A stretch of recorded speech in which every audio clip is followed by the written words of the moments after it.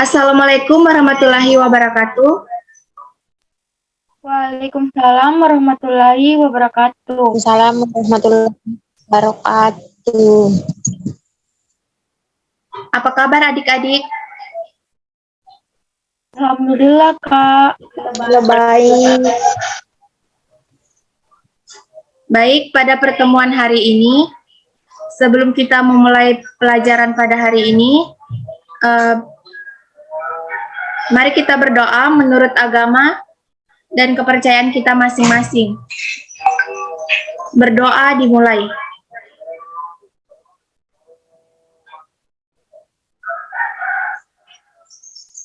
Selesai. Sebelum memulai pelajaran, kakak absen terlebih dahulu. Sarmita? Hadir, Kak. Widyasari? Hadir, Kak. Cindy? Hadir, Kak. Hadir, Kak. Wirasari? Hadir.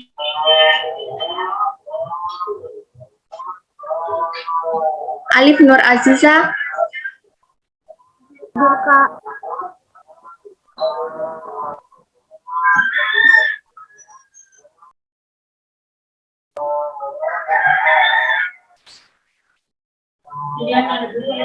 Baik, pada pertemuan hari ini, kita belajar tentang kelembagaan sosial, ekonomi, pendidikan, dan budaya di masyarakat. Adapun tujuan pembelajaran kita pada pertemuan hari ini, yang pertama, siswa dapat menjelaskan pengertian lembaga sosial. Yang kedua, siswa dapat mendeskripsikan jenis-jenis kelembagaan sosial, ekonomi, pendidikan, dan budaya dalam kehidupan masyarakat. Yang ketiga, siswa dapat mengetahui contoh-contoh kehidupan manusia dalam kelembagaan sosial, ekonomi, pendidikan, dan budaya di masyarakat. Baik, yang pertama, yaitu pengertian lembaga sosial.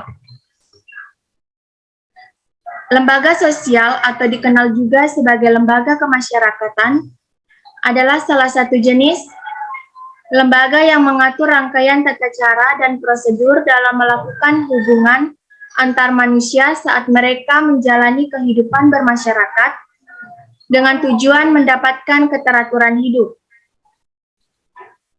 Adapun pengertian lembaga sosial, menurut para ahli, yang pertama yaitu menurut Suarjono Soekarto, lembaga sosial adalah himpunan norma-norma dari segala tingkatan yang berkisar pada suatu kebutuhan pokok dalam kehidupan masyarakat. Yang kedua yaitu menurut Moyor Polak, lembaga sosial adalah suatu kompleks atau sistem peraturan dan adat istiadat yang mempertahankan nilai-nilai penting. Selanjutnya, yaitu jenis-jenis kelembagaan yang ada di masyarakat. Yang pertama, yaitu lembaga keluarga.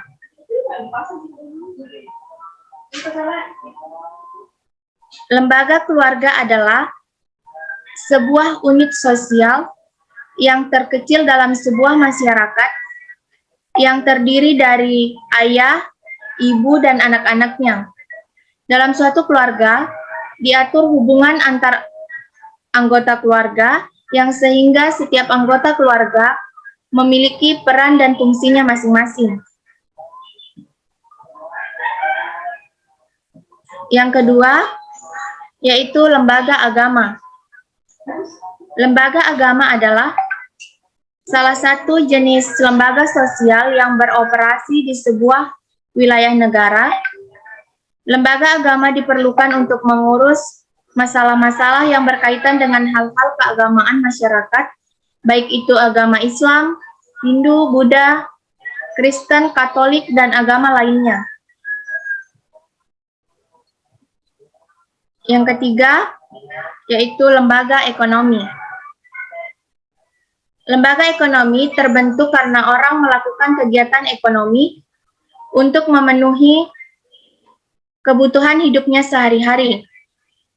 Contoh lembaga ekonomi yaitu Badan Usaha Milik Negara atau BUMN yang dimiliki oleh negara dan dikelola oleh pemerintah.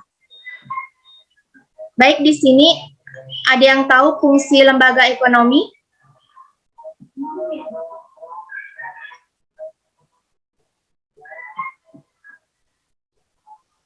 Mengatur jalannya kegiatan ekonomi.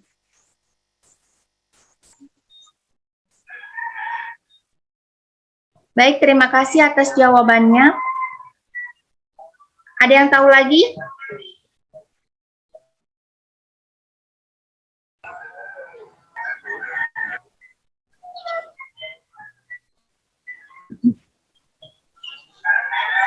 Sebagai menentukan harga beli.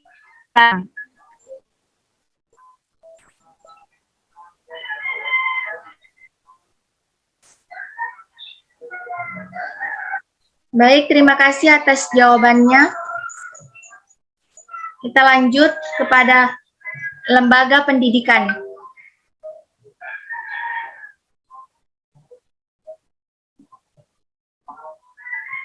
Lembaga pendidikan adalah lembaga atau tempat berlangsungnya proses pendidikan untuk mengubah tingkah laku individu ke arah lebih baik melalui interaksi sosial dengan lingkungan sekitar. Ada yang tahu fungsi lembaga pendidikan?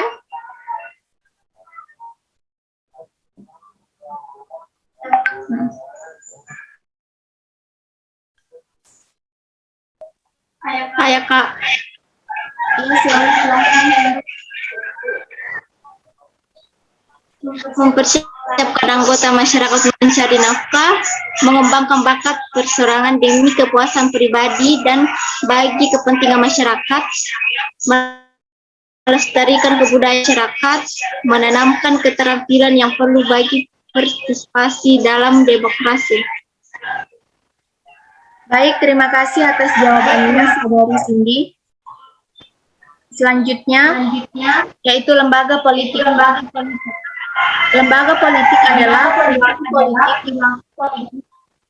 yang terpola dalam bidang politik, pemilihan pejabat, yakni proses penentuan siapa yang akan menduduki jabatan tertentu, dan kemudian menjalankan atau sering sebagai pemimpin dalam bidang atau masyarakat tertentu adalah lembaga demokrasi. Selanjutnya yaitu contoh lembaga keluarga. Yang pertama yaitu keluarga yang terdiri dari ayah dan anak. Yang kedua keluarga besar yang terdiri dari ayah, ibu, anak, paman, bibi, dan lain sebagainya. Dan yang ketiga yaitu kelompok kekerabatan. Yang kedua yaitu contoh lembaga pendidikan. Yang pertama sekolah, kedua lembaga belajar, yang ketiga anak-anak, yang keempat pendidikan anak usia dini, yang kelima lembaga pelatihan kerja, dan yang terakhir universitas atau lembaga perguruan tinggi. Selanjutnya yaitu contoh lembaga agama, ekonomi, dan politik. Yang pertama yaitu lembaga agama, contohnya agama Islam, Kristen, Katolik, Hindu, dan sebagainya. Yang kedua yaitu contoh lembaga ekonomi. Badan Usaha Milik Negara atau BUMN. Yang kedua, badan usaha milik swasta atau BUMS dan perusahaan. Dan yang ketiga yaitu contoh lembaga politik. Yang pertama, DPR atau Dewan Perwakilan Rakyat. Yang kedua, DPRD atau Dewan Perwakilan Rakyat Daerah. Dan yang terakhir, DPD, Dewan Perwakilan Daerah.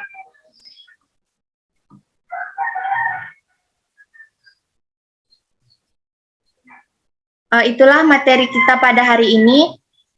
Ada yang ingin bertanya? Hai Kak, Ya, silahkan Alif Nur Aziza. apa fungsi dari kelembagaan agama? Apa fungsi? Kelembagaan agama.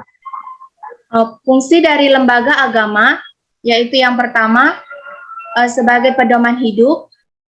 Yang kedua, sebagai sumber kebenaran. Yang ketiga, sebagai pengaturan tata cara hubungan antara sesama manusia dan manusia dengan Tuhan. Bagaimana, Saudari Alif Nur Aziza? Bisa saya terima dengan Ada yang ingin bertanya lagi?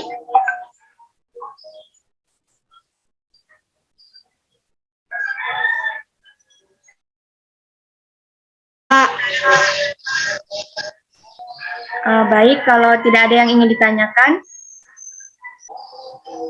kesimpulan dari pertemuan kita hari ini, yaitu lembaga sosial atau dikenal juga sebagai lembaga kemasyarakatan, adalah salah satu jenis lembaga yang mengatur rangkaian tata cara dan prosedur dalam melakukan hubungan antar manusia saat mereka menjalani kehidupan bermasyarakat dengan tujuan mendapatkan keteraturan hidup.